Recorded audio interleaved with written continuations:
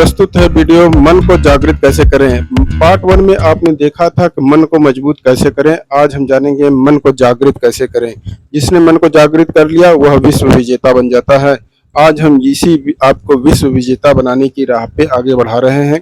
इसमें हम विस्तारित सकारात्मक संकल्प को देखेंगे, लक्ष्य निर्धारण कैसे करते हैं, केंद्रीय लक्ष्य क्या होता है, उसको कैसे प्राप्त करेंगे, एकाग्रता का कुछ अभ्यास करेंगे और बहुत कुछ सीखने वाले हैं। तो बने रहिए इस वीडियो में। वीडियो कैसा लगा है कमेंट करके बताइएगा।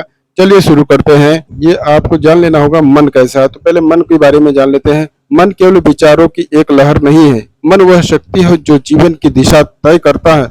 मन को जागृत हो तो हर असंभव कार्य संभव हो जाता है, पर यदि मन सोया हुआ हो तो इंसान सोने के खदान पर बैठकर भी भिखारी होता है। ये है मन की शक्ति।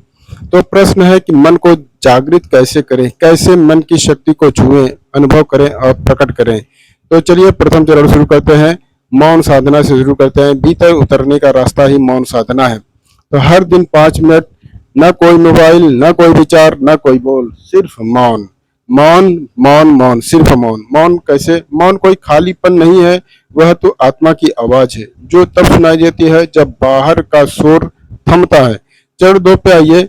पहले चरण पे आपने मौन को जाना, मौन को आप अपने जीवन में उतारिए। अब चरण 2 पे आइए, संकल्पों का दीप जलाना। संकल्पों का दीप जलते हैं शब्दों से। शब्द बीज होते हैं, जैसा बोओगे वैसा जीवन उगेगा। हर दिन संकल्प बोलिए, पर भाव से, चेतना से। जितना ही अधिक आप में भाव होगा, जितना ही आप चैतन्य और चेतना से भावों को लेंगे और शब्दों को बोलेंगे, उतना ही शरीर पर सकारात्मक असर पड़ता है। तो यही सकारात्मक संकल्प हम आपको अभ्यास कराना चाहते हैं। प्रतिदिन इसका अभ्यास करना है और इस सकारात्मक संकल्प आप 5 सकारात्मक संकल्पों से शुरू करिए। मैं यहाँ 5 से अधिक सकारात्मक संकल्प दे रहा हूँ, जो आपको अच्छा लगे उसमें से शुरू करिए। और सकारात्मक संकल्प को केवल बोलिए ही नहीं बल्कि एहसास भी कीजिए, महसूस कीजिए, अपने शरीर पर उतारिए कि वो सब हमारे शरीर पर उतर रहा है। तो चलिए शुरू करते हैं ये सकारात्मक संकल्प। बोलिए, मैं शक्ति हूँ, मैं साहस हूँ, मैं अडिग, स्थिर और शांत हूँ, मेरे विचार रचनात्मक हैं। तो जब आप इसको बोल रहे हैं तो इसको एहसास भी कीजिए। जैसे मैं शक्ति हूँ, तो इसको एहसास कीजिए, पूरे रोम रोम में स्वीकार कीजिए कि आप वास्तव में शक्ति हैं। आप वास्तव में, आप में साहस है, आप वास्तव में अडिग हैं, स्थिर है, शांत है, विचलित नहीं होते हैं, इसमें अस्थिरता नहीं होती है, आप अडिग हो रहते हैं, डिगते नहीं है। इसी तरह से आप अपने मन में डालिए, मेरे विचार रचनात्मक है, मैं जिस ओर जाता हूँ वहाँ सकारात्मकता फैलती है, मेरा मन मेरा मित्र है। तो अपने मन को मित्र बनाइए। और ये सकारात्मक संकल्प से भी हो सकता है। मैं अपने भाग्य का निर्माता हूँ। वस्तुतः सभी अपने भाग्य का निर्माता है। अब इसको अपने मन में बिठाना है कि मैं वास्तव में अपने भाग्य का बिताता हूँ और कोई नहीं। मेरे भीतर दिशा है, निर्णय है, दया है और दिव्यता है। ये सब अपने भाव में अंदर ले आइए। सब कुछ आपके भीतर है, कहीं बाहर प्राप्त करने की जरूरत नहीं है।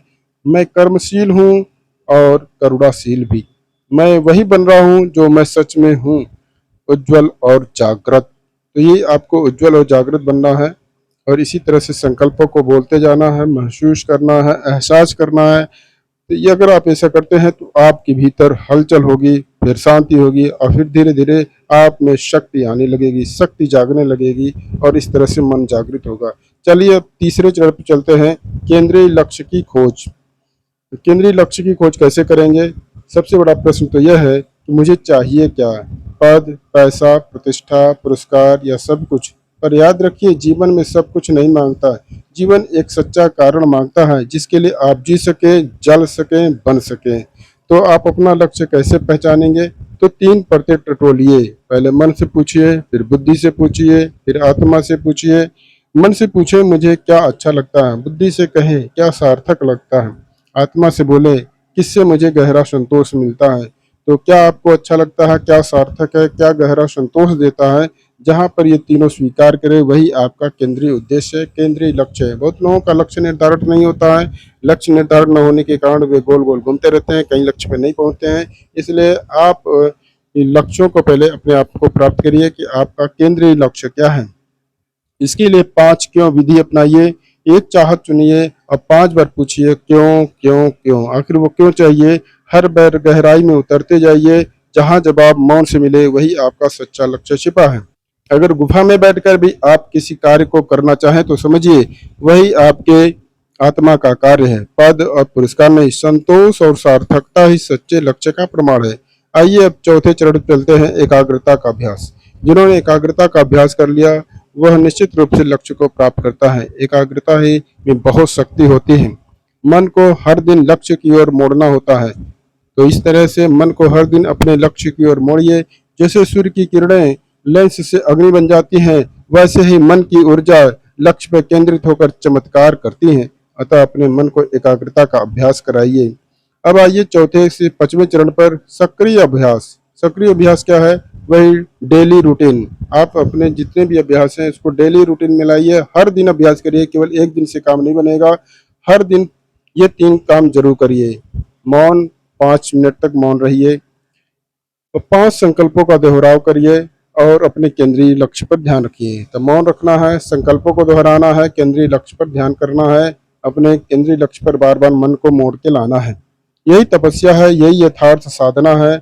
जिसने ये किया उसके भीतर आत्मा की शक्ति बोलने लगती है।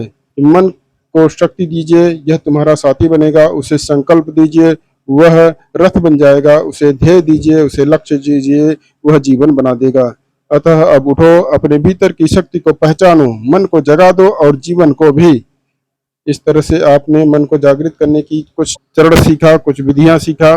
हम अगले वीडियो पार्ट 3 में जानेंगे कि मन को जगाने की विधि सीख लिए है तो अगले कदम संकल्पों की ऊर्जा से जीवन कैसे बदलें। इस पर हमारा अगला वीडियो होगा। चैनल को सब्सक्राइब कीजिए, कमेंट कीजिए कि मैं शक्ति हूँ और साझा करें उस आत्मा के साथ जिसे अभी अपने भीतर शक्ति को जगाना है। अगले वीडियो का टॉपिक है संकल्पों की शक्ति कैसे बदले अपना भाग्य। इसमें संकल्पों को विज्ञान, मनोविज्ञान, अध्यात्म में जोड़ते हुए सिखाया जाएगा, दिखाया जाएगा कि नियमित रूप से बोले गए वचन किस प्रकार मस्तिष्क और कर्म को बदलते हैं। तो फिर मिलते हैं नेक्स्ट वीडियो में। धन्यवाद, नमस्कार।